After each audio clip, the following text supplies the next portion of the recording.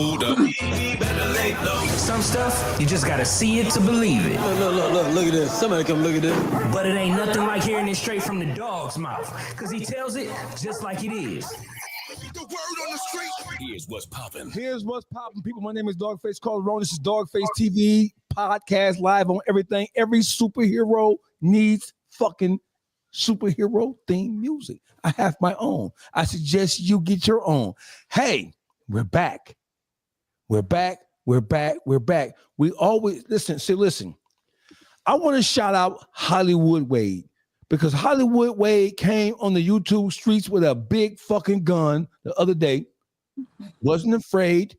He didn't bring any help with him. He didn't bring the gang with him. He came and he stood tall like a fucking man. And for that, we can appreciate him. We had a beautiful conversation. It was packed and chock full of information. It was chock full of facts. Whether you agreed or disagreed, we don't give a fuck whether you agree or not. We're not here to try to sway you from right to left. We're just here to present information as we see it. You don't agree with it, that's cool. We're not going to kill anybody about it. We're not going to cuss anybody out about not agreeing with us for any particular thing. Hey, listen, you believe what you want to believe. You take from the conversation what you take from it, and you make your own. You make your own fucking mind up about this shit. It is what it is. I want to welcome Hollywood Wade back of the Crime and Entertainment Podcast. I have Miss Kalitha Bush in the building. That girl Henny, Uncle Juice, aka the Beat Factory, and I have everybody's favorite villain from Baltimore to fucking upstate New York. We have Eon Williams in the building. I'm Dogface Calderon. Nobody likes me, but hey, who cares? Salute, man. Appreciate the love. Who cares? Sean G just tapped in. Sean G, what's the word with you, brother? Sean G of the Podcast with Soul podcast. He just tapped in. He's here. Hey, let's get right into it. So we had a conversation. Let's pick up where we left off with Hollywood Wade a couple of days ago. Was it yesterday or day before yesterday? Day before. Yeah, day before yesterday. So we Hollywood Wade. Let's just go right into it. We're gonna go right into. You had some questions and you had some things you want to bring up, and then we have a couple of. I want to ask you first before we do that. No, I will let you get off first. You come in and then we'll follow up what you got to do, because I have questions for you, Wade. Okay. So first off, I want to jump off on what DC had his theory of what could have happened of why Suarez was set up in the beginning with Cuffy. And DC, if I remember correctly, you said that, we all agreed that he met Suarez while he was in jail. And That's what I believe. Yeah. Well, I mean, that's documented. I think that's where they met while they were in jail. So that's reason to believe that. And you said that it's possible that he could have been of the mindset, well, we'll give him this person and, possibly he gets deported. Nobody really even knows that I set him up, and it could substantiate a time cut. Now that I've had time to think that, because originally it was a good thought process. And now that I've had time to sit back and think about it, I pick things apart. I like to try to anyway, which is what everybody should do. So in saying that, number one, why I don't know if Suarez will be of the level to get Meech a time cut. Okay. And I say that because the deal that he got caught with, if I'm not mistaken, was a 2 kilo deal. Now, while 2 keys might be big to some people on the streets, that's not a significant amount of product. I think everybody here would agree with that. In the grand scheme of things, that's not a significant deal. Then you have him at his own transaction. He's driving. If you're a big guy that's going to be worthy of giving Meech a time cut, you're not going to be sitting there at the drop, at the transaction. You're going to be somewhere in a penthouse drinking a margarita, whatever you're drinking, and you got people under you that's going to handle all that situation. So just the fact that he was there, hands, boots on the ground with it on that low of an exchange, to me, it wouldn't justify, even if, and I'm quoting ifs because I'm not saying Meech asked for this, but even if he did, it doesn't seem like to me that would even be enough to give Meech a time cut. Because I think we can all agree, me and Dogface was in the comment section on the earlier video, whether you put Meech on a pedestal for what he did or whatever, even though I know it was a bad thing, depending on how you look at it, you can't erase what he did in history, like what he did, what he accomplished, what he put together, the impact he made on, the history of the drug dealing game and hip hop for that matter. You can't erase what he did. So in order to be able to get a time cut for somebody of that stature, you got to be giving up somebody huge. And I just don't think Suarez is that guy that could justify a time cut. So that's the first thing I want to jump off of. And I want to get your opinion on it back to me. I bet. Hey, this ain't really like a nitpicky thing. I just want to ask you two things like I asked you last night about the third party joint. But let me ask a little bit more specific, right? Have you ever read a case where someone got a time cut? Yes. In that case, what kind of case was it? Fraud case where the guy was in for fraud and then he wound up telling on another. You talking about just by a third party or just a regular time cut period? Just time cut. I want to keep it simple. Okay. So the guy was arrested for fraud, mortgage fraud. He got 26 years. No, you had fraud. You don't got to go into it. Okay. But when he got the time cut, what happened? Like how much time? I was going to say he was inside. He met a guy that done a Ponzi scheme. He admitted to him that he hid some money, and it really wasn't a substantial amount of money. It was only $200,000. He told his lawyer contacted whoever she contacted, and he got about 10 years knocked off, I think, for that. Okay, that's what I was asking. How much time he got knocked off? Now that's in that one case, and that's a fraud case. So let me just break it down a little bit more specifically. Have you read any cases where drug dealers or drug traffickers got time cuts? Not in detail. All right, let me say this. I've read over 100 of them, okay? And then I'm not saying this to say that I'm better than you. I'm trying to say that I've read over 100 of them, and I've read cooperation for as small as 2 ounces, and I've read cooperation as high as 1,000 keys. Now, I know you say that ain't enough. I mean, that's not big as we was talking about because the guy was talking about metric tons. But in all of those cases, I'm only going to talk about Dexter Hubbard, the one I brought up the other day out of the Northern District of Georgia. He had 292 months. He had third-party cooperation by his wife. This was not the only time he did it. He did it over and over and over again, like Allen Iverson. He shot the ball 60 times and scored 30, okay? But the one case that made it to the appeals court, the U.S. Attorney's Office only offered him 2 months, offered 292 months, right? And the judge said, no, I'm gonna give you 24 months. And he filed an appeal to take it down further than that. And that's just one, right? Now, for a big case, I know you say that the person is not big enough for me. I don't believe that the person has to be big enough if you're working your time off. I can tell you that there are 4 or 5 cases where big guys turn in the guys under them to get 60 months off, to get 7 months off. So I dig that you saying you don't think that, but I got to remind you that that's only your opinion, and I got case law to back up that from 2 months to 20 years to time served, right? Rayful Edmond had a life sentence out of the District of Columbia. I know I told this story before, but I just want to double down on it. He got a life sentence out of the District of Columbia. He went away to prison just like Meech. Did the same thing Meech did. Set up deals, set up people too. I ain't gonna put that part on Meech. Got cracked doing it, right? Got another 2 life sentences. He cooperated on the first one, gave his mother the benefit. That's a Rule 35. So for everybody say you can't get a Rule 35, this happened 5 or 6 years later. You could get a Rule 35. I don't need to go back into that argument. But after he gave his mother the benefit, he went on a cooperation spree for 14 years. Everyone he told on was under him, and he got time reduction after time reduction after time reduction until he got out. So does that kind of, from me to you, show you that Rayful Edmond is the biggest drug dealer rat in the federal government history? I'm talking about together. I ain't gonna say he the biggest drug dealer, but he's definitely the biggest rat. 111 convictions, 340 indictments. Ain't nobody. I mean, 111 indictments, 340 convictions. It's not an informant that got no numbers like that. Like he got a plaque on the rat wall. But he did it for 14 years is what I'm telling you, Wade. And I don't believe that Meech is above doing that. And I don't believe that Suarez would have been as small for that particular bust that you mentioned, because that's only the bust that got him to jail. If they could have busted him with 2,500 keys and another connection, that would have been worth at least a year cut. It would have been worth at least 2 months like Dexter Hubbard, which I got the case law for. I'm going to stop there. So, I mean, and that's very valid in what you're saying. It's hard for me to wrap my mind around a guy that ate a 30-year sentence with his brother to do that, to get two months off or a year off. Let me chime Hey, in. don't lock in on 2 months or a year. Yeah. Yeah, If he I'm just would've saying came- for reference. Yeah. No, but let me be specific. If he would have came home after Dion Gatlin was convicted, he would have came home at 13 or 14. That would have been that would have been less than 10 years on an 848 kingpin charge. That would have been Guinness Book World Record shit. On an 848, they already gave him a blessing for the 30 year, and they never indicted him. No, my bad. They never charged him with the Texas case or the Daniel Corral case. Like, bruh, he got a lot of favors. He's in Dion Gatlin's joint, unindicted co-conspirator, and he's in the Daniel Corral case as a co-defendant. Like, we do agree that that's totally different than unindicted co-conspirator, right?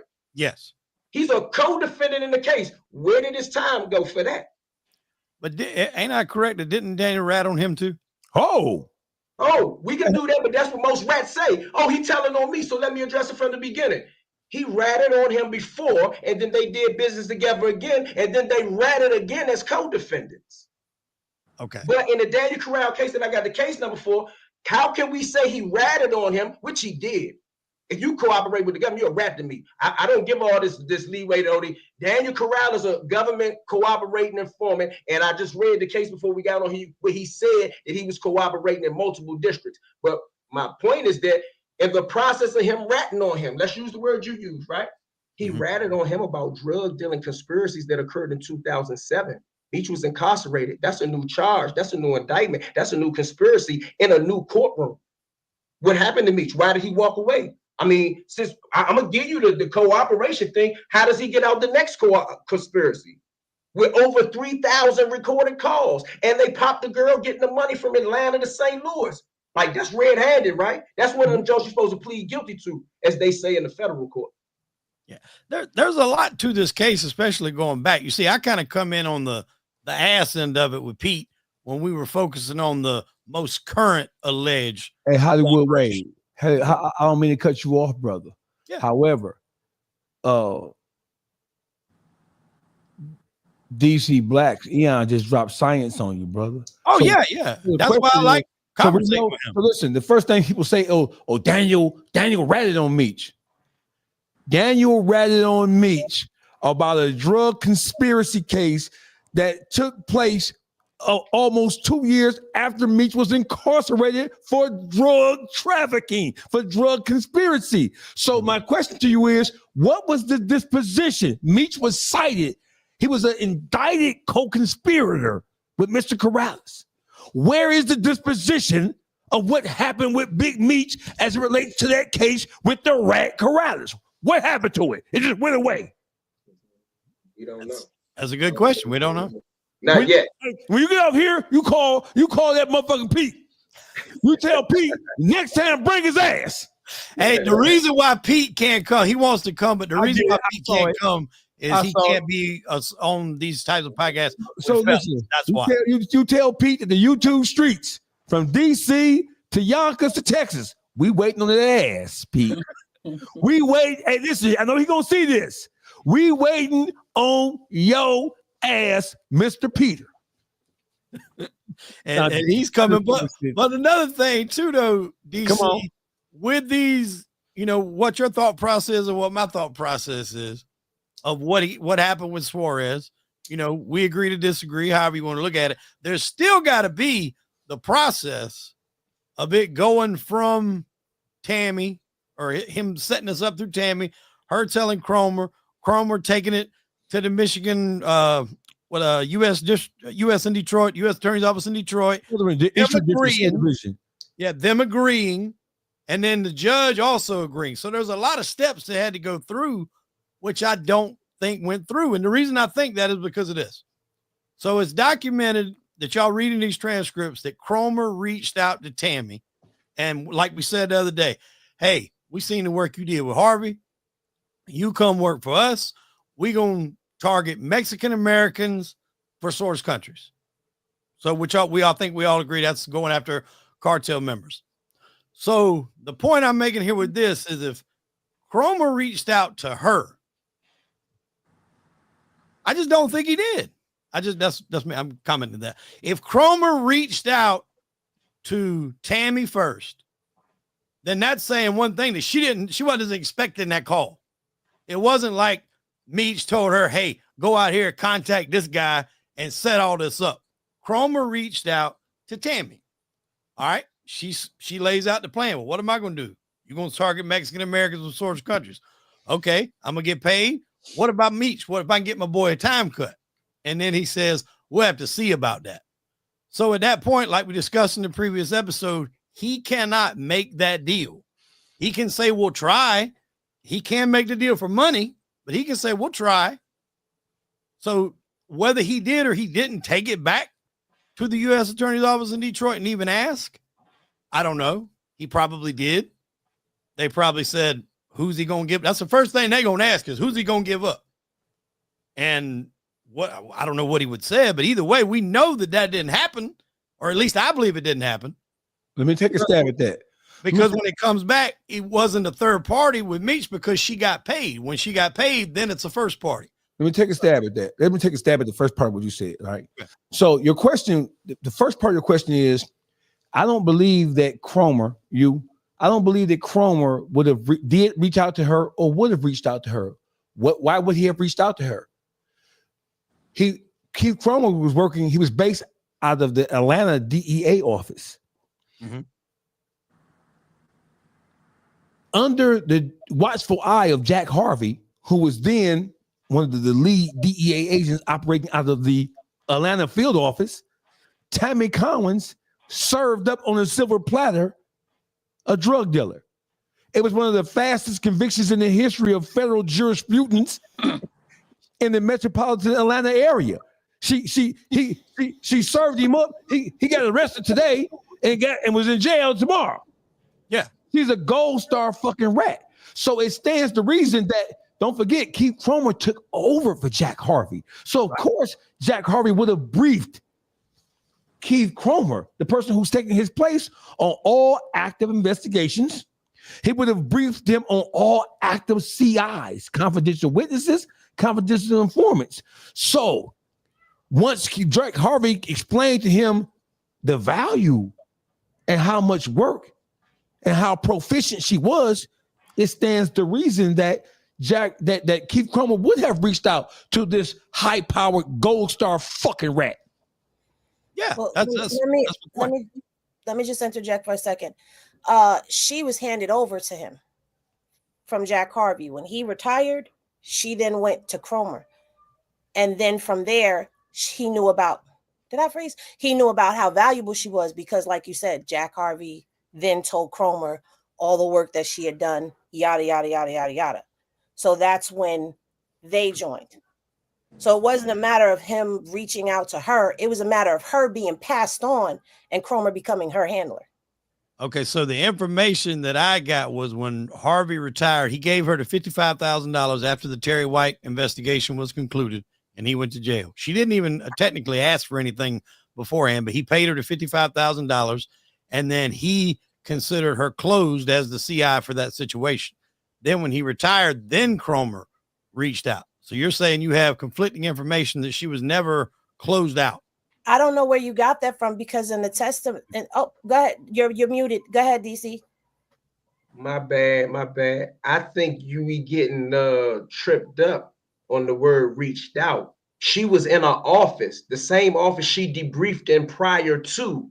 He walked in the office according to the transcript, and introductions was made there and at a bar and somewhere else outside. But this discussion about how she would be compensated happened inside a DEA office. Like, I don't know what you mean by reached out. She came in to do her regular debriefing, and this conversation came up. Well, I think I know where he's saying the reached out part comes from is because he emailed her and she met up with him. But at that point, she was passed on from Harvey to Cromer. So Harvey had passed on information to him according to the transcripts. He knew how valuable she was to the DEA. So he picked her up. That became her handler at that time. And she was off and running to the races. Okay. So do we all agree that at that point, if she said, what about getting my boy Meach a time cut? Are we all in agreement that at that point we know that Cromer did not have the ability to do that? Nah, I don't agree with that at all. I actually feel like for real, you interjecting your opinion in it because DEA agents and FBI agents are the first agents that present the cooperation to you. And the next play is to go to the U.S. Attorney's Office. He told her at a later time when she bought that third-party cooperation ship in Florida that no, we not doing it. Like this dude that took it out of context and say, no, we don't do it here. He was telling her as, no, this situation, and I'm using the word verbatim. He said, this situation is so convoluted. We're not doing it with them. So he is the quarterback of any cooperation. It will have to start there. She ain't gonna be able to get to the U.S. attorney without him saying that it's the deal. I disagree with you that he can't do it. He can't file the motion because the motion got to come from the U.S. attorney, but he can tell her that this the play we running. Oh, yeah. He can say that. He can pitch it. Yeah. He can definitely pitch it. But I'm saying for it to get stamped and done and set in motion. But that's for even successful ones, though, Wade. Even the ones that are successful. Like we saying this one was successful. But let me reiterate to you my point. I never said he got the cooperation on the third. I said he attempted it. And my thing to you, even in private, is when did Meech know she was an informant? In my world, you're going to die just for fucking with an informant. You get what I'm saying? And we discussed with an informant and set up people through the informant. So I know that the narrative of what we're talking with now is that I want to stay on that. But I'm saying for me to you, I never said that they were successful. I said he introduced this man to an informant and this man is arrested for that. But back to what our conversation is, I do believe that the motherfucking third party cooperation starts with the DEA agent or the FBI agent that the informant is dealing with. That's what I believe. Before we continue, Hollywood Wade, I want to introduce you to Miss Khalita Bush. Miss Khalita Bush and her ex-husband, right? She just was released from federal custody not too long ago after serving 10 years in prison. Her husband, I believe, is still in prison. They operated one of the most successful third-party cooperation firms in the great state of fucking Texas, where in which they had employees who were informants on payroll. They made millions of dollars off of providing information to people who were incarcerated, primarily in federal custody, that those people didn't use that information to get their sentences reduced in some form, shape, or fashion. Ms. Bush, Mr. Wade. Hey, it's a pleasure to meet you. He mentioned you on the last episode a little bit about your story. I'd love to have you on to dive into that, because when I first heard that was an actual thing, it kind of blew me away. And when he told me that that's what you and your husband was into, I definitely love to have you on. Okay, well, maybe we can talk about that. But as the situation goes with Meech, I haven't read into his case or his paperwork. My stance on the whole situation is, when we're talking about the DEA speaking with Ms. Cohen's and basically saying, not saying okay, but not saying no, that's because that's the way that they work. Like, I've actually made phone calls to DEA agents and started just giving a name, and all of a sudden, hold on one second, because the name is so big. Hold on 1 second. Next thing you know, I'm on the phone with the United States attorney. So, I mean, it depends on how they want to do it. I've called attorneys and spoke to attorneys on behalf of clients who were incarcerated, who wanted some relief on their sentence. And sometimes these guys are incarcerated for some time before they decide that, hey, I want to work with the government. And when it comes to my ex, so I'm thinking that basically that's the way that he came up with this third party cooperation firm, was because he was an informant with the federal government, with the DEA for some time. And he did one night in jail. In Texas, they will tell you that he had a deal that nobody ever got. The work was that good. And he took down little fish to big sharks to get that. And he did it in a matter of less than 2 years.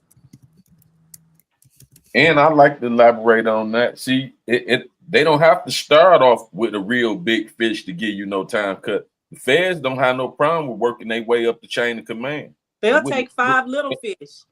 And with somebody with a big fish like Meech willing to cooperate, they'll start him off small because they know he don't want to start off right at the top and give up his sources to be exposed as being a rat. So yeah, he try to start off little himself because he don't really want to do that, but he want to get out. So yeah, he start off giving off people that he don't know, people that ain't that big to him that he wasn't dealing with direct, to add it on up to get him some official time cuts in. You feel me? Yeah. Not saying he did. You feel me? I'm just saying. You know, you gotta look at the circumstance. It's a lot of things that it's coincidental that he played a part in. That's like the person that busted him off the dribble that put him in jail is the person that Tammy was working for. That's just a coincidence. Juarez and them is a coincidence. The guys that Tammy set up before is all coincidence. It's just too many coincidences. And like you said, Joseph, if that was the mob, they'd rather clean it up than keep taking these coincidences. You feel me?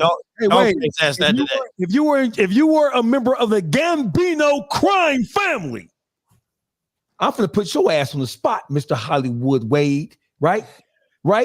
Listen, if you were a member of the Gambino or the Lucchese or the Bonanno, which one you want? Take your pick.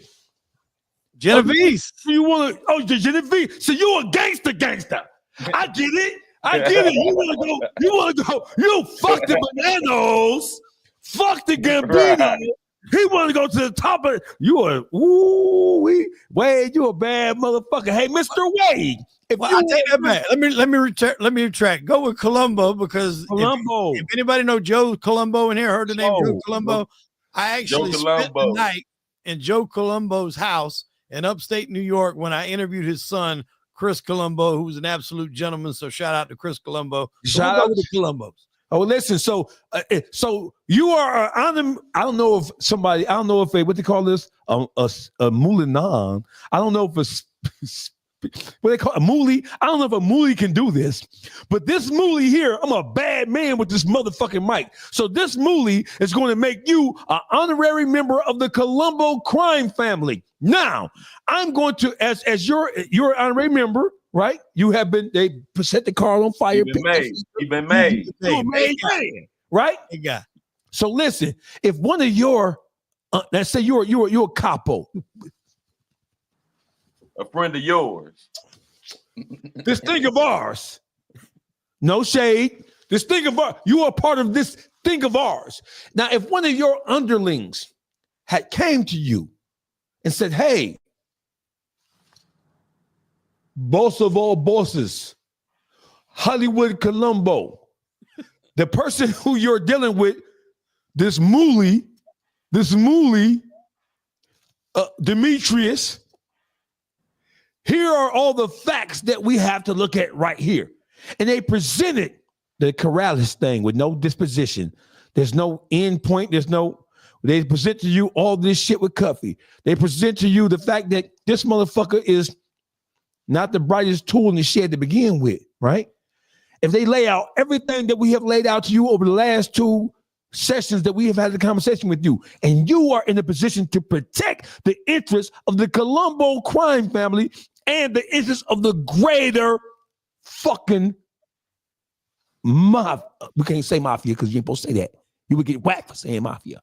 But if your job was to protect the interests of the whole as a representative of the Colombo crime organization, if you had these facts that we have introduced to you, what would be, and you were in charge and it was your play, your call, what would happen to Demetrius Flannery under your fucking command? Well, not the facts, just the speculations, because we ain't got it in black and white, but the speculations of it. So there's a couple different ways you can answer that, and I don't want to get into the politics of the mob, but like depending on his level or involvement, a lot of times if you're going to 86 somebody, that's got to be run up the ladder to the commission. No, it was on you. You. But I'm saying hypothetically it wouldn't just be on me. I got you, but listen, this moolie is not a made man. He's a moolie. So you ain't got to run shit up the commission. You only have to run up the hierarchy of the commission if he's a made man. He's not a made man, and he's black. I would definitely stop dealing with him. That's a definite. That's 100%. Really? Just off of all these insignificant ass facts that we're introducing, you would start dealing with somebody who can move tens of, if not thousands of kilograms monthly for you? Yes, 100%. Until things come out. Hey, listen, I think I would be a better member of the Colombo crime family than you, because if a motherfucker tell me all this shit and I brought you, hold on, wait. I take that back. I don't want to be rude, right? Let's just say you are the one who brought Meech into the circle. Even though he's not a made man, you brought him in. What? And now the onus and the responsibility of what he does or doesn't do, what he is or what he isn't doing, is on your shoulders. What would you do? At that point, it would be on me. Yeah, I said at that point, it would be on me. What would you do? I got to get more information before I make a play like that. Hey, but dog face for real, you know. Let me tell you what would happen to him. Listen, and if I was with you and I was a part of the Columbos too, this all you would fucking hear. This all you would fucking hear. Do you hear me?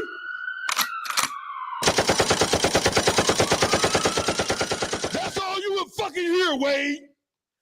Okay, now hypothetically, what if you did that and then it came out we can find another nigga to move dope, just like the cartel say. We can find another nigga to move our dope, just like the cartel say. They don't give a fuck about giving nobody up because they can always find another willing, cooperating ass nigga to serve this dude G. You know what? Dude G.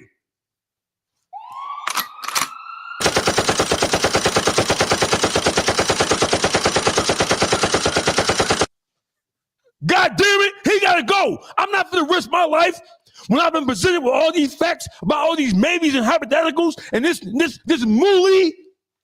It's not, if I go to him, he tell me I ain't gotta tell you shit. Who are you?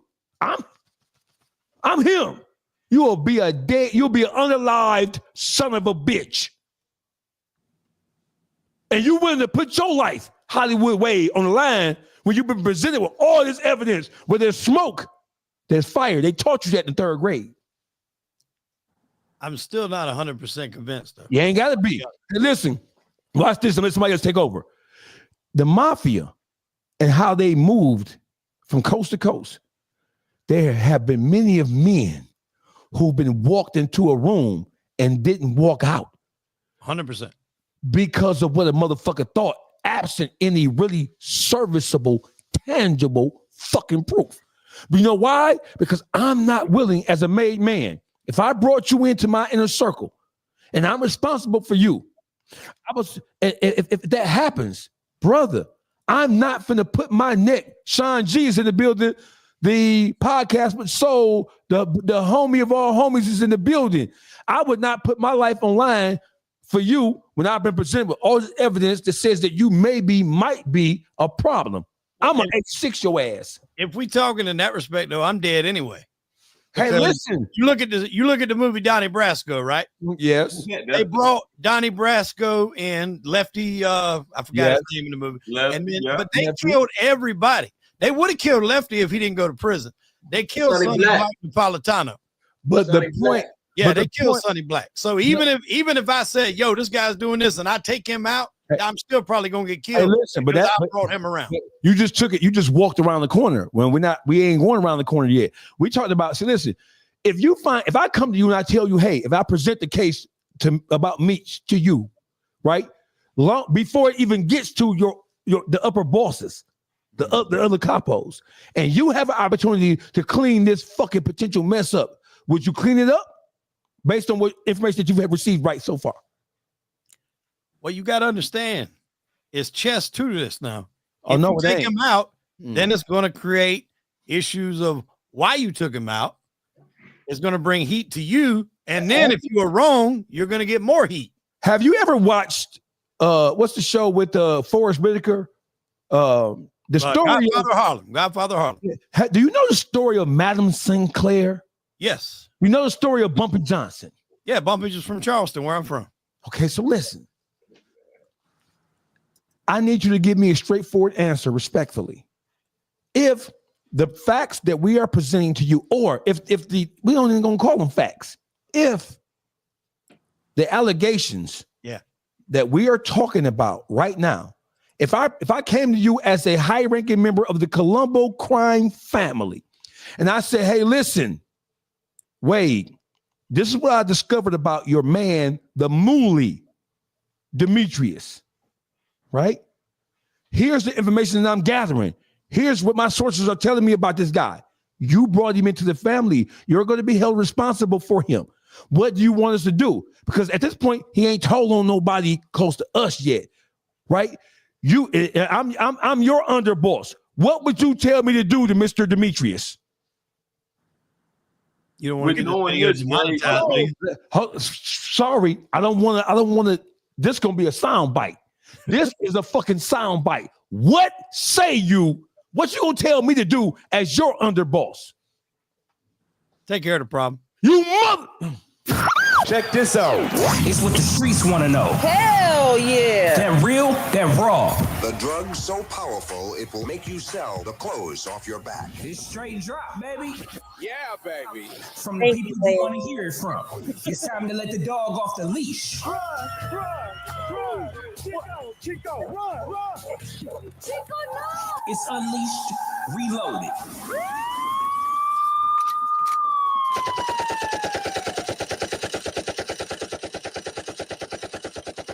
And that's what I would do to him for you, boss. Boss of all bosses. I would eat this spaghetti and I would shoot that son bitch in his motherfucking cranium. And hope to God that your boss don't find out that we ever let this fucking spick mooly into the fucking mob. Hey, Chris, what's going on, man? What's going on, everybody, man? Shout out to everybody, man. What's DC Black? What's up, man? Welcome to the fold, Son G. We have Hollywood Wade of the Crime and Entertainment Podcast. We have Khalita Bush, who her husband ran a successful. I heard all that. Shout out to everybody, man. Why y'all running down on Wade so tough, man? Oh, we ain't running down on Wade. We having an ambitious conversation here amongst men who are not offended or who are not sensitive. Shout out to DC Blacks, man. Shout out to you too, Chris, man. You're doing great work, man. What say you about this whole mess? What do y'all want to talk about? You know, my question to you is this. I'm gonna put a question to you. Let's just say we were a part of Bumpy Johnson's organization. No, I don't want to get into the speculation, Chris. But let's deal with the actual court documents, man. I don't want to talk about Godfather Part 1. Hey, let's deal with the court documents. Let's deal with the court documents. I'm not into the sound effects and all that. Okay. Can I ask a question? Go ahead. Go get it. Go ahead. G, can I ask you this? All right. Absolutely. And DC Blacks, man, I think you're doing a great job, man. You're doing a great job explaining everything, man. Thank you, man. I appreciate it. Same with you. But let me ask you a question based on the court documents, but also using our cultural background, right? If you was jamming, would you do business with him? Based on the court documents. With Meech? Yeah. Would you take a load from Meech if you was in that business? I'm not talking to Meech. Me and Meech not doing push-ups on the compound. We're not playing chess on the compound. With the compound that I was on, once you find out it's that, I'm not sitting next to you in the TV room. I'm not talking to you because prison is such that it's so gossipy that if a nigga see you talking to a hot nigga from across the yard, they automatically assume that you agree with what he.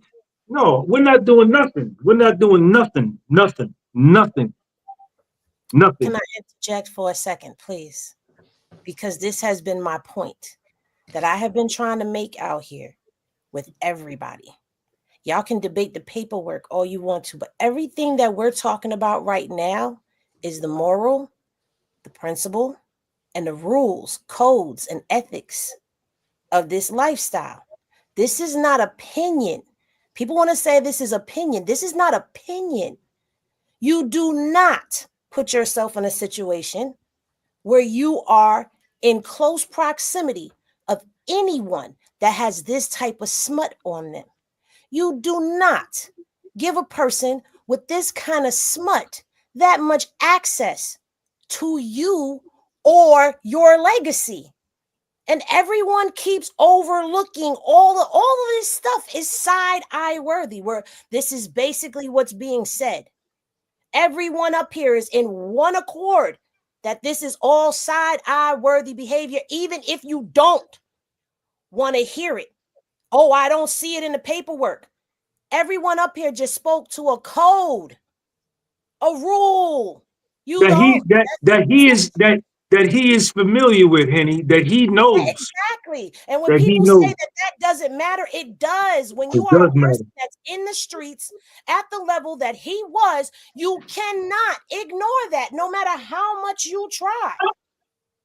So let me ask you this real quick. DC Blacks, what about you? Same question to you. What you asked me? Is he in your workout car? Are you doing burpees with him in rec?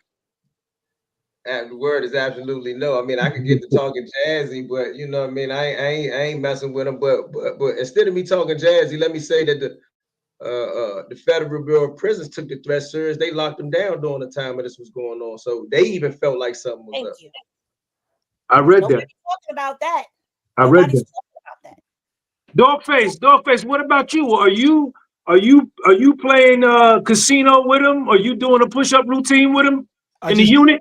I just did an interview with, I was a member of the Nation of Islam. I was one of the rebels. I was one of the ones who didn't follow his orders and instructions. I got suspended from the Nation of Islam on several occasions, and the person who was the person in the higher command of me in St. Louis on level 4 yard, where niggas was getting killed and drowned in the toilet, and they drowned in a toilet in a cell. Listen, I would have stabbed him in his motherfucking face. Listen, they told me when I got to Morgantown, and I know people talk a lot of shit about Morgantown. It's now a camp now, but when I was there, it was an FCI. But what they told me is that you can't even go to the bubble by yourself and talk to a CO by yourself. You have to bring somebody with you so they can hear the conversation. So when y'all leave the CO, the niggas gonna run and say, what did they talk about? Because if you talking to the CO by yourself, they don't know what you're saying. This nigga got extra bell pepper. He got 3 extra pillows. He got a phone. You know, so this is what they told me. So that's a fact. I got one question for y'all, and I'm curious to how y'all feel, because we don't really dive into this too much, right? So the consensus of most people, and I agree, why is Meech, who he was, his reputation, dealing with Tammy Cowens, with her doing what she's doing, getting all these people jammed up? That's what a lot of the let's go around. Let's go around. Hey, Juice, you start with that. Answer that question, Juice. Oh, hold on, that ain't the main question. Oh, okay, you get 2. The point is, if everybody's agreeing with that, how do we look at it now that 50 is dealing with her? Because if you're going to say that's a business move, which is understandable, you might have to look at it the same way with Meech, because if he signed all his life rights to her, hey, listen, he's got no way to get them back. Watch this. Listen. I have to start, Juice, and then in Black culture, bro, we don't separate mandarin oranges from Florida oranges, bro. We don't separate tomato from tomato. And Black culture, see, a lot of this shit is being examined from people who are not a part of and don't understand how we get down. Listen, the Selenos in Southern California, they don't believe that it's ratting for a cartel member or for an affiliate to give up a nigga. They don't see nothing wrong with that. As long as you don't tell on somebody inside their inner sanctum, they're cool with that. They can give up niggas because you can always find another nigga to do your dirty dealing. They just don't give up their own people. So Black people, we're the ones hollering about rat, rule, code, because we know the Italians were some of the biggest rats in the history of the underworld criminal element. When you look at and examine what they did with Bumpy Johnson and Madam Sinclair up there in Harlem, when they couldn't outshoot them, when they couldn't out-murder them, they used the police, their judges, and their prosecutors to send Madam Sinclair to jail for policy making. So Black people are the ones standing on the code where it's white or black, it's blue, it's up or down, it's left or right.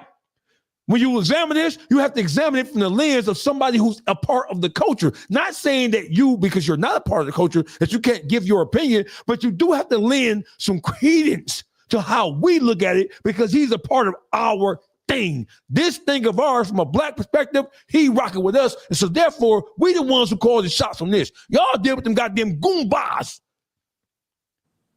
I don't know if I agree with you on that, Chris. I gotta do some pushback. You ain't got to agree. Just state your opinion. You ain't got to agree with me. State your opinion. Well, you know, it was a lot of white boys. Them white boys that's in the feds that's got them tats all on the neck, and you can look at them and tell that they don't play the radio. You know, there is a code in the federal system, I think, that permeate. It's not even a race thing. It's just, you know what I'm saying? If a motherfucker ain't writing exact, they just not writing exact. I from what I seen, you know, I don't think it comes down to you know, a nigga thing or, you know. Hey, I have to interrupt you, brother, because I'm not talking about from a federal jurisprudence vantage point. I'm talking about from the culture. Our culture we ain't just niggas in prison. I'm talking about black culture as a whole. We have our own set of standards and morals and values, as even the worst of us who operate in the mud of our culture, we still have our own standards. And there's no code on paper that is more stricter than the code that we hold ourselves to. The Italians will rat on niggas without no compulsion. The Mexicans in Southern California will rat and give niggas up without thinking fucking twice, because as long as it ain't them, they don't give a fuck. Black people, we are the ones holding motherfuckers' feet to the fire more than anybody else on paper. If not in the reality, on paper, we know that we can't say we agree with no rat shit. Well, I think you, me, DC Blacks, I don't know about Juice if he's done time before. You got a whole generation. Juice got locked up when Jesus was walking the earth and didn't come home until Muhammad got here. And then the young lady that just got out the feds, you know, there's a whole generation of 17-year-olds and 20-year-olds, foundational Black Americans that don't see no problem with ratting. Yeah. That don't, which is why they still cheer for my man. You know, I mean, some of them even debate what is ratting. Exactly, but to you, Chris, to me, to DC Blacks, to the young lady that just came home and the Juice, and to niggas that have been in that world, it's not even a discussion for us, man. It's not even a discussion. You got that evident when Tekashi 6ix9ine got out after ratting on all them people, putting all them people in jail, and what he goes on live, and you got 2 million people in his damn live on Instagram. You can look at Gunna. Look at Gunna. It's being switched now that shit's popular. Yeah. But those 2 million people are not people like me. Oh no, yeah, I agree with that. I mean, we are the small, we are probably 1%ers when it comes to anybody that even cares about a code. Yeah, right. That's the problem with that coach. Listen, Meech's legacy is not even over in pop culture. It's over in the subculture. Well, it's questioned in the subculture. It ain't over until we find out if Tammy got recordings of them conspiring to do this together. Until then, he got wiggle room. But amongst men, amongst dudes that's still getting money, amongst dudes that's still in that lifestyle, he is guilty of introducing Tammy to Dion Gatlin, bro. Like, I don't care if we talk about the Genoveses, the Pennaveses, the Zulus. He is guilty of introducing this man to somebody that eventually got him locked up. And then DC Blacks, you don't even reach out after Cuffy gets busted and is trying to get in touch with you. You don't reach out and say, yo, man, I can't rap too much. You all right? Is your daughter all right? Your mom? I'm finna send something to you. He don't do none of that, man. I meant to point that out right there. Wade made a comment last night, which he represented a lot of people that feels this way. Let me address what you said and then go back to what you said, Wade. And I don't mean to sound ignorant or shallow for the people that's watching, but I'm representing the criminal mindset. I've been a defender with a life sentence. When my man say he's sending me an affidavit to say that we were not involved in no criminal activity, I don't care what type of federal scrutiny comes with it. I'm responding by lawyer. And if there's anything in the affidavit that may incriminate me after I read it myself, I'm gonna say, let's take that out. But if I put myself and my man in Cuffy situation, Cuffy my man, and I introduce Cuffy to Tammy, when the affidavit come my way, I'm signing anything to say, yo, I ain't say nothing about no drug dealing. I don't know nothing about this, and any information in here is incorrect. He ain't have to come in there and say that none of this is true. And that's representing from a gangster perspective. And if he did that, he wouldn't be in question in jail, Wade. If he did what you said you wouldn't do, I understand you speaking from your perspective. But for me to speak from the men that have been in one of them, and I've been in penitentiaries, and Sean G know what I'm talking about. I've been in Leavenworth, I've been in Colorado, I've been in Lee County, I've been in Lawton. Like, you die for this shit here for speculation, Wade.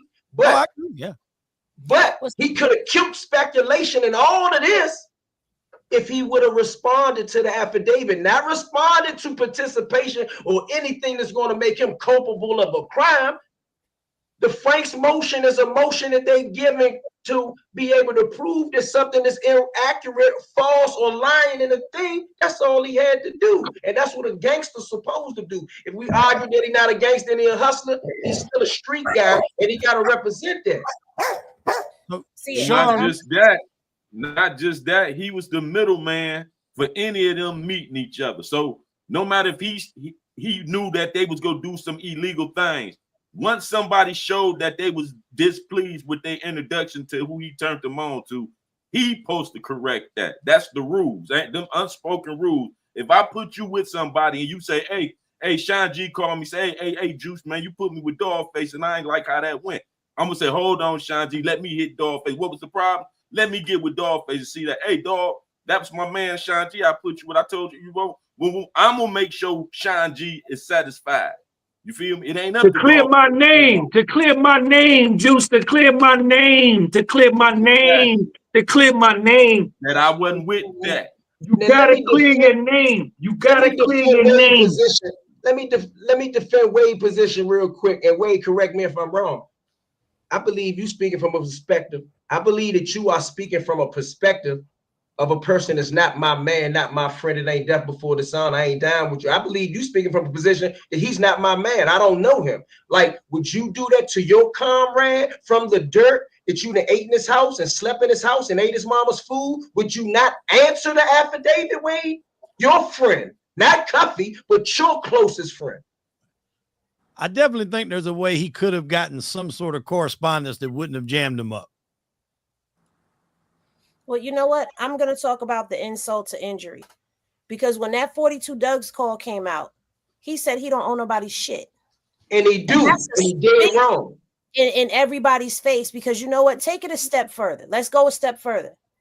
I said this before. With Tammy being the nucleus of his communications with everybody, he put his whole network of people at risk for her to pick and choose who she gonna serve up to the DEA. She put them all at risk when her phone had a tap on it, for them all to get jammed up on something. So for you to say you don't owe nobody shit, that's basically sticking your middle finger and your ass up to everybody who's been standing beside you. And you can't say that he didn't know, because word travels very quickly through them jails about what she was doing. And you were told, and your people getting jammed up. Onisa came out and said she almost got her locked up for lying on her. Blue says he told you. You getting word of what she's doing and you still working with her, but you don't owe nobody shit. How about you do? You owe a lot of people. You don't owe the general public. You owe a lot of people. Does anybody on here believe that Meech was not aware of the Terry White case, when now 1090 Jake done ran a video where he went back and found footage of it on the Atlanta News, which proves my point? Does anybody believe that he was not aware of who Terry White was when Terry White caught the last case? Man, I just want to ask. He knew who he was. Okay. Because a lot of people that was trolling me, they didn't know. By show of hands, if you believe that Big Meech did not know or was not aware of what Tammy Collins was doing, raise your hand if you believe that he didn't know anything about Tammy Collins. At that time. Because if he knew she was a rat at that time, would you say, wait? At what time specifically? Because I got some information that he gave her those life rights before the situation happened with the guy that she turned to Terry White. All right, but I don't know that. I ain't gonna dispute that. But to answer your question specifically, I'm asking anybody, do anybody believe that during the Terry White takedown and he was big shit in Atlanta, Do anybody believe that he was not aware of at least Terry White and what was going on? I'm going to go a step further. There's no way you were at his level and didn't even know Terry White on the outside before any of this happened, because all hustlers, dealers, gangsters, if you in the streets, everybody know everybody. And the weight that Terry White was moving, there's no way that Meech didn't know who he was, and there's no way he didn't find out what happened to him. Miss Khalita Bush, I need you to chime in here, ma'am. Okay. I mean, I believe that he knew. I mean, I've told you that I spoke to so many guys who were incarcerated that y'all just wouldn't believe it. Like, he is no way he didn't know. Like, what do you gain from being even affiliated with this lady, period, even after you knew what she was and who she was? You know what's crazy? When they're cross-examining, when Welby is cross-examining Jack Harvey in 2016, Jack Harvey on the stand says, they still remain in steady contact, talking about Meech in 2016. Not just hold on. Let me add something to that. Not only is that questionable, but it's questionable that after Jack Harvey has retired, he is still a mentor to Tammy. She called him when she couldn't trust no other agents. Like that, bro. They as a family of rats, bro. They all friends, man. I don't give a nobody. But he knew she was not to be trusted because he was writing down notes on everything that she said. So he was able to pull out that notebook and go back to everything she told him. If Meech Tammy was an informant and did everything that we saying that she doing, he extra wrong for introducing them to Cuffy. I ain't looking for a 35 or 5K1. Like I'm saying with two. I'm really not just talking to you, Wade, but my whole issue been he knew what she was and he dealt with it, and I believe he's under the psychosis that these guys are out here under, saying it won't happen to me. I'm Big Meech, she won't dare. Well, she did, and she did it twice. She did it to him in this paperwork and expose him, and now she coming back for pop culture to expose him again. He deserved everything she's doing to him, even if he didn't cooperate. So you're saying regardless whether he said, hey, set this deal up for Suarez and Cuffy so I can get if he knew she was an informant. If she was an informant. So regardless if it was set this up so I can make some paper while I'm locked away, or if he really did know what was going on and he said, set this up for a time cut, either way, he's still wrong for bringing Cuffy to her. Whoa, can I answer that? Hold on. How did she get with Harvey? Ain't nobody looked at that. Harvey the one that locked Meech up. She went to Harvey. She got the Harvey from another informant that she was friends with that had his number in his goddamn phone on speed dial. Yeah. And did they reveal who that? I don't hang out with no bunch of informants, even though I ain't in the streets and I ain't gonna say I'm gonna do this to you. Bruh, an informant can't stiff on me because he can't get on the field with me. Facts. So did they reveal who that informant was? Did they reveal who that informant was that turned her on? I haven't discovered who that was. And even when Jack Harvey talked about it all the way in 16, he wouldn't mention it by name. They keep saying friend or associate. We don't know who that is. Well, that's they labeled him as an ex-con. Right. They did, right. But I still couldn't. I haven't been able to zero in on his ass. Right. Jack Harvey becomes now, is this somebody that Jack Harvey locked up already? How was she connected to or cooperated? Because remember this, Terry White learned to be a cooperator so well. It's in the transcripts. I'm sure Sean G's read it. After his first arrest, when he finally became a cooperator, he began cooperating from the contact with the officer. The judge or the prosecutor even asked, so you were negotiating your own cooperation rights? He said, yes, I knew. I knew the officer would not take the handcuffs off unless I was going to do this and that. And I told him unless he was going to take the handcuffs off, I was not cooperating. He knew how to cooperate technically at the time. And this is about nine. This probably was about the 2009 one or the after two. Me. Don't quote me on that. When I go back and get it for you, he got 3 cases. He didn't turn cooperator into the second case. This is the weed case. This is the weed case to talk about. He was not talk until the police took the handcuffs off. He knew how important he was as an informant. And he also had worked with that prosecutor before. That prosecutor is who he snitched to before. So when the agent told him, he spoke to the prosecutor and he knew that was the prosecutor on the case, he made that phone call to Mexico. Was all this after Meech was locked up? No, this is before Meech. No, this is before Meech. These two cases we talk about is before Meech. The first time the first time he got locked up and cooperated was before Meech, but this time that we talking about with him and the agent was after in 2009. Right, that's a not right. Exactly. Yeah. And one of the main recordings, I don't know who noticed, so I know I'm repeating it, but one of the main recordings that was used against Terry White was recorded on Tammy's cell phone while on the way to visit Meech. Go visit Meech. Yep. That's what she did. She recorded a lot of it with phones. Yeah, but one was on the way to visit Meech. We still Terry White in the car. With Terry White in the car. The phone upside down like this. Do they all know each other? Like he was in the car with her. So this is not for you, Wade. This is a rhetorical question, but for anybody. Do anybody believe that Terry White was getting all this money, knew how to move away from the city, and he drove in a car with her and he didn't know where he was going? When they pulled up at this prison in some remote place, he still ain't know where he was at because I don't believe he went in. But he drove, even if he just drove her to the hotel, where he was Terry White ain't know where he was going. He trusted enough. She prompted him to talking about drug dealing during the ride to prison to visit Demetrius Flannery. At every turn, he is involved with a rat coming in, with a potential rat, revisiting the rat, going back to a rat that told on him, giving the rat, doing another deal with the rat. He deal with rats. So with the 2005 Meech, fuck with the 2025 Meech, they would be in bed together, no homo. I have a question. Hey, Dogface, I'm about to have to drop out of here real quick. No, before you go.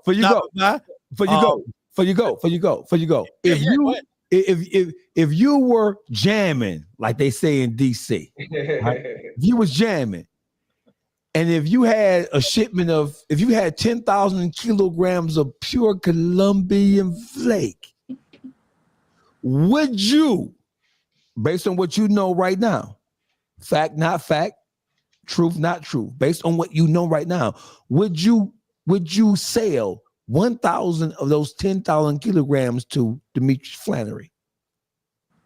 2025 Meech? Yes. No. But you got to understand, you asked me these questions and I'm giving you my honest answers. You answered the question. You answered the question. But now, I know your point is still it ain't no proof that he cooperated. I'm gonna give you that. Right. And my point as a journalist is different from my point of somebody in the streets just trying to make money with him. My point as a journalist is I'm trying to get facts stone cold that he did it. I have my opinions, I have my theories. It don't mean I'm right. It don't mean anybody else is wrong or right. And listen, you send Pete a message for the YouTube streets. We can't wait till he get off federal papers so we can get his ass up here. You tell, hey, Pete, I know you watching this, Pete. Wherever you at with that little cell phone with your little calculating motherfucker, you calculating that motherfucker. We can't wait to see your ass, Pete. Tell Pete he can come on here. We ain't on papers. Ain't nobody on papers no more. No, but it's still an affiliation with us criminal ass niggas. Oh, okay. See, he started a podcast with another guy who was a former felon, and then he about got jammed up for it. So he had to figure out another way to do it. So, I got you. I beat my case so he could come on with me. Yeah, well, we appreciate you for tapping in, Wade, man. Have a good day. Anytime you want to come back, we gotta get together too, Wade. Yes, sir. I'm gonna try to link up with all y'all, man. We'll do something for sure. I love this type of conversation. Yeah. We ain't double team you, did you? Because you know the audience be on our ass. Did we make you feel uncomfortable, Wade? Did the black? Yeah, y'all double teamed him. Y'all ran down on him. I'm gonna answer that for him. Y'all ran down on him. But like I put it like this: you asking me questions that I got to answer from a lot of different sides. As a journalist, I'm gonna have a different answer as opposed to if I'm a mob guy or a street guy. Yeah, there's all different answers. We're all journalists. We're all operating in the auspices of journalism here. Yeah, right? But a journalist ain't gonna do all them sound effects you was doing in real life. You ain't got no journalists offer nobody. Girl, bye. This is new age journalism. This ain't your granddaddy CNN. This ain't your granddaddy Channel 7. This the YouTube motherfucking streets. Thank you, brother. I'll be good, man. Appreciate y'all. Appreciate y'all. Sean G, Khalita Bush, Sean G, Miss Khalita Bush, as you already probably aware, her ex-husband operated a third-party cooperation firm in which they made millions of dollars, providing information to people who were incarcerated, from gangbangers to drug traffickers, in an attempt to use that information to get themselves out of jail long before. And they guys have been in prison 10, 15 years trying to get out by giving information to the DEA so the DEA can make cases and then backhand give them credit for it without them even being in paper. Yeah, I heard your introduction of her, man. That blows my mind, man. I must be just a fucking corny, lame nigga, just straight up and down follow the rules, because I can't even fathom somebody would even do something like that, man. Well, my ex did, and I heard that I'm thinking that he started this whole third-party cooperation firm that he had based off with the government and what he had learned from working with the government. Yeah. What's most shocking is though how the government had these informers would leave us with this content to create, because certain people looking for specifics and paperwork, and we very well know, us that's been incarcerated know all rats ain't gonna be in the paperwork. The feds got up on when the inmate comes to the Fed joint, he got to show his paperwork and all that, and the guys go be on him. So what they start doing is giving out fake paperwork as well as just keeping their names out the paperwork. So it depends on the level and banning certain paperwork. Right. Certain paperwork can't even bring in the institution because someone was hurt behind it. Right. Because people was getting extorted. Dudes was getting extorted and assaulted behind their paperwork. Yeah. A PSI in the feds is contraband. If they catch you with it, they gonna take it and write you up. You're gonna get a shot. Oh, and Juice, I ain't really trying to debate it, but I forgot to say this. With Meech being on a halfway house and technically still being in, if he do talk about a certain thing, he can get a write-up and he will have to revisit the DHO just like in jail and will go back to the hole to a county jail. Now, when he all the way off in the BOPK, like right now, if he piss dirty or he take his bracelet off, he's going to get a shot. He's not going to necessarily automatically get an escape, but he's going to get a shot. You know what a shot is. He's going to get a shot and he got to go back to DHO and they will send his ass back to jail if he do anything dumb. I got to defend him on that because the feds is a different monster. Right. And I ain't necessarily defending him. I just know a dude that was on house arrest. He had an eye problem. They had to answer the phone. He a dangerous dude, okay? And I don't mean that like I'm just telling you that. I mean on his paperwork, you know what I'm saying, Sean G, they said that he had violent charges. He had to answer a phone every 6 hours or 8 hours, okay? His eye problem didn't allow him to answer the phone, so they put him down for escape and they wrote him up, but they left the escape alone, but they gave him a shot and sent him back to prison for 6 months. Back to the prison that he came from. He from Washington, D.C. They sent him all the way back to Torrey Hut, Indiana for 6 months for missing the phone call. On house arrest. The same shit Meech on. Home confinement, whatever the proper term is. It's house arrest to me. Just like supervised release is parole to me. I don't give a fuck they talking about they got rid of parole. If you come home on a system of supervision that you violate, you go back to prison. In layman's terms, that's parole, bro. Violate that shit. For real. Violate that shit. I was on parole. I was on federal parole for 10 years, bro. I came home on a life sentence. They don't even get a sentence out no more. I'm like a dinosaur. But I caught the case so young that I'm my age and the dudes that had it don't exist no more. It's probably not even one other person in DC right now that's on parole with an elbow from a regular DC sentence. You get what I'm saying? Like they don't even get a sentence out no more.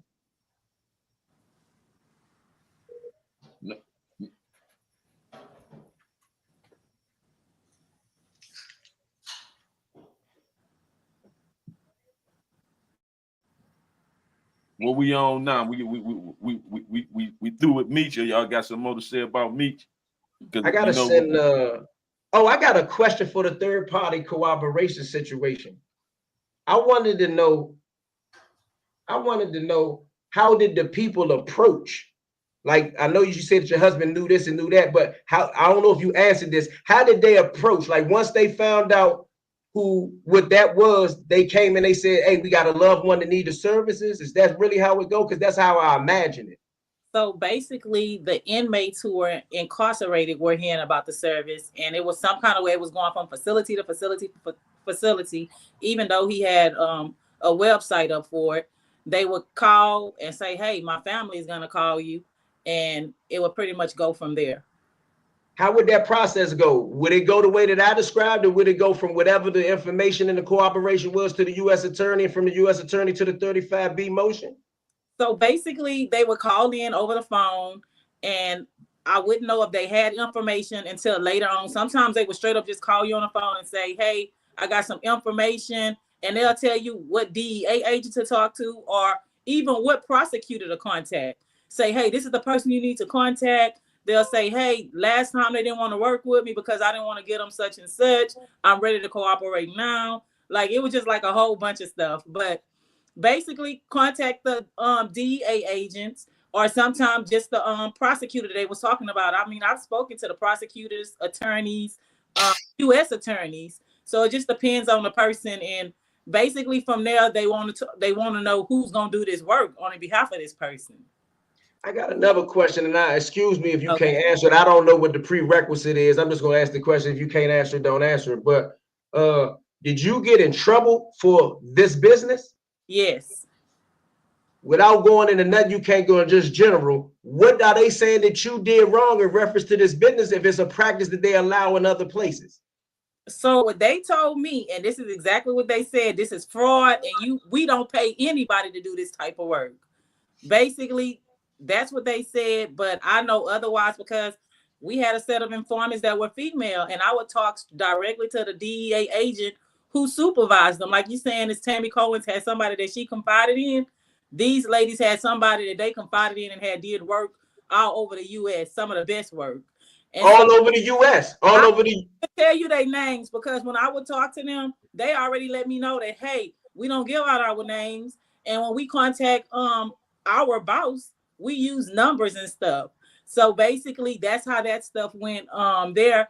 But these were ladies that were traveling to do work. And these people who needed these services, these inmates that we're calling them, they were in prisons all over the country and had cases all over the country, right? Yes, it was anything from, they were calling in to report anything from drugs, murders, you name it, fraud. They knew somebody that was doing something and they wanted to give up information on it. What would you say your success rate was? It wasn't very successful. Like the success rate wasn't very successful, even though we were able to get approvals on these cases. Yeah. The informants were not keeping in touch with the agents like they were supposed to and doing the work that they were supposed to do, like they said that they were doing. Do you have a story of any one success? I don't, but I mean, he told me of stories, but I don't know of any success stories other than inmates saying, yeah, he helped me out and stuff like that. And then all right, I got all the people that signed up were his friends, but they were all informants. So everybody was informants. And so when we talk about Big Meech and how everybody hold him up so high, my ex was one of those guys in the city of Houston that you could not tell anybody anything about him. They called him the king out there in Houston. If you came to Houston, he was right there. And so I remember it was a time where some guys that knew that he was an informant came down and said it was a big event at a club, and they started calling him out, telling the people that he was a rat and throwing stuff, and it was like getting real crazy. But the people in Club Dreams Houston got real crazy back. And they were basically like, this is the realest MF we ever met, the realest person we know. Y'all can't tell us S about him. And they had like all these police officers and bodyguards just swipe all the people out the club that was saying the stuff. Like it was nothing that you could say. So people are going to believe what they want to believe because if they think this is a real person, he's out here, he's doing this, this, and that. You can't tell us nothing about him. They're not going to believe it. And now, so I know you said he was big like that in Houston, but just hypothetically for all of us, who don't think that Meech can't go to certain big cities and get that same love still? He can. I mean, it's people that's gonna when I was telling Dogface, like it's unbelievable if you believe that you can get 200 phone calls in a day from facilities. They have their own phones, they're calling, they passing the phones around, everybody trying to get work done. Everybody want to get out of prison. Is this still a thing? I mean, now y'all out of business, but all these people you saying was calling, they still like this still a thing? I'm not sure, but I know at the height when we were in the mix of it, it was a thing. And I know I've looked it up online to see, because when we were operating, there were other third-party cooperation firms. You can look them up. I was getting ready to ask you next. It was multiple different people doing this, and now when you go to look it up, you don't see it anymore. One more question. I mean, for what I'm trying to figure out, if you remember, what geographical area did most of these people that approach y'all come from? I'm gonna say southern, like the South. And I'm gonna say north. Okay. I feel you. So what is it? What is it? The Fed say y'all did wrong to get y'all case? Was it y'all because y'all was accepting money from the inmates and getting money from the government? Was y'all getting money from the government too? No, we didn't receive any money from the government. It was only basically from like the inmates who would pay or their families that would pay. And so the government basically said, oh, no, we don't do this type of stuff. We don't charge people for this type of work. Like, it was a whole bunch of stuff, things that I really didn't know. But they were telling me this, but I wasn't going for it because I was like, wait a minute. Like, this DEA agent that I was in contact with multiple times was telling me, hey, on that case, I'm going to get my girls to work this case, and they're going to get paid for this. So why are y'all saying that no, they don't get paid, but he's definitely telling me that, yeah, they get paid. So that's a federal case. I can go look it up, right? It was all federal. Man, that's crazy. Hey, Ms. Ball, it's pleasure to hear you speak. Are we talking anything more about Meech? Because if we ain't talking no more about Meech, I'm out of here. Yeah, it's time for me to go through. We can get back on Meech. For me right now, I think, listening to you, because I was absent for the first interview that when you came up here, I was absent for that. But, when I was sitting back listening. Appreciate you, Sean G, man. If you got to go, cut out, bro. We appreciate you stopping by. All right. Appreciate you, Chris. Shout out to everybody. Peace. All right. I think the thing that carried with me the most is the thing that it's majority females who are informants, correct? I would say, but from where the information is coming from, it's the men. And I mean, right. Nobody else, because it could be your mama, it could be your sister, your brother, your cousin, your grandma. Like, it doesn't, But a situation like this one with Meech, this is not uncommon. And when you were in business doing this wasn't an uncommon thing to have a female working for the inmate, feeding the information, it wasn't uncommon. What's being alleged? Let me say allegedly for the platform. No, absolutely not. That's crazy work. And if it was running rampant back then, imagine what it is now. Call it nasty. Hey, they call it nasty work. It ain't crazy. It's nasty. Now, you gotta find a different word for this because it's beyond nasty or diabolical. What her and her husband was doing on the streets, they got the guys already in the federal joints in the penitentiaries with these rat hookups, teaching each other how to rat and how to go about it and try to hide their identity while they doing so. So this ain't the first time I heard it, but it's the first time I heard it in her case where they had started a corporation on the streets where they was getting paid and people was paying the rat. You feel me? So that's what really tripped me out. But I understand why they was paying. They was trying to pay for their freedom. They weren't paying to a rat. They was paying for their freedom, but they wanted the rat to secure their freedom. You feel me? The money wouldn't go get them out. It was what information they had valid to give. Hold on, just we got this guy named with it. Mike Jackson. Mike Jackson say gossiping is a sin in Islam. I guess he knows that I'm a Muslim. Let me tell you what else is a sin. Y'all women cover y'all ears. Cover y'all ears. Cover y'all ears. This dick is a sin too, nigga. Fuck is you talking about? Fuck is you talking about, nigga? Shut your bitch ass up. And if you don't want to hear it, no, listening to niggas gossiping is a sin too, you bitch ass nigga. So if you don't want to hear what we got to say, carry your bitch ass on. Haul ass, you hoe ass nigga. Fuck is you talking about? You pussy ass nigga. Fuck is you talking about, bitch? Bitch ass. You lucky you ain't follow me. I'll block your bitch ass, boy. Bitch ass nigga. I'm beginning to think they come over here just for you to say that. They gotta be wanting abuse. They love abuse. They what you call that? Stockholm syndrome. They like I love abuse. I know it's Ramadan. He made me cuss. It ain't my fault. It ain't my fault. Allah knows my heart. Hey, listen. Do we have anything else to cover Is there anything else to talk about? I know, Khalid, you have an interview in the next couple of days with Henny. I am going to be tapped in, tuned in. It's tomorrow, okay? It's tomorrow. What time tomorrow? What do we say? It was 7 your time, 8 my time. 7:30 her time. So that would be 8:30 our time. Right. Tomorrow Hey, DC. So pull up to the bar because everybody loves Henny. DC Black, what you want? You want to take us out? What you want to do? Oh man, I don't know. I just started back reading the end of this case. I'm trying to figure out how this case on Meech got disposed of. But you know, I appreciate the love, man. I'm glad to be able to, man, politic with all y'all, share thoughts, man. And you know, I wouldn't take a book from Slim. So that's what I'm on. I'll catch y'all next time we do this, though. Salute. Hey, listen, man. Thank y'all. We gone. I'm finna go grab me something. Is it? I done broke my fast anyway. Fucking with Juice and fucking with Henny and fucking with Khalid. I don't blame that on me because you called me and bothered me. Okay, I was minding my black. I ain't broke mine yet. See, you stronger than me, man. I ain't never the old savage, man. I ain't never the old savage ass nigga, man. I'm sorry, man. I love y'all. Peace out.